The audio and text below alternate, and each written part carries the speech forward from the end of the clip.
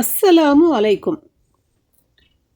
இப்னு Abbas ரலியல்லாஹு அன்ஹு அவர்கள் கூறியதாவது: அல்லாஹுவின் தூதர் ஸல்லல்லாஹு அலைஹி வஸல்லம் அவர்கள் முஆத் பின் ஜபல் ரலியல்லாஹு அன்ஹு அவர்களை யமன் நாட்டுக்கு நீதி மற்றும் நிர்வாகத்தை கவனிக்க அனுப்பி வைத்தபோது அவரிடம், நீர் வேதம் கொடுக்கப்பட்ட மக்களிடம் செல்கிறீர். எனவே நீர் அவர்களுக்கு விடுக்கும் முதல் அழைப்பு ஏக இறை வழிபாடாக இருக்கட்டும். அவர்கள் அல்லாஹுவை ஏகன் என்று அறிந்து கொண்டால், ஒவ்வொரு நாளும் இரவிலும் பகலிலுமாக 5 வேளை தொழுகைகளை அவர்கள் மீது அல்லாஹ் கடமையாக்கி இருக்கிறான் என்பதை அவர்களுக்கு தெரிவிப்பீராக.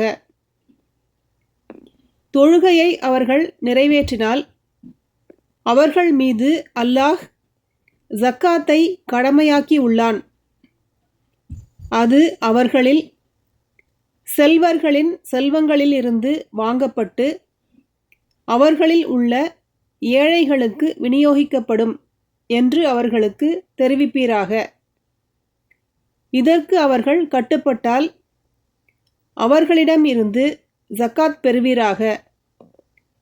ஜக்காத் வசூலிக்கும் போது மக்களின் செல்வங்களில் உயர்தரமானவற்றை தவிர்ப்பீராக என்று கூறி அனுப்பினார்கள். சஹீஹ் புகாரி 1458, அத்தியாயம் 24, ஜக்காத்தின் சட்டங்கள்.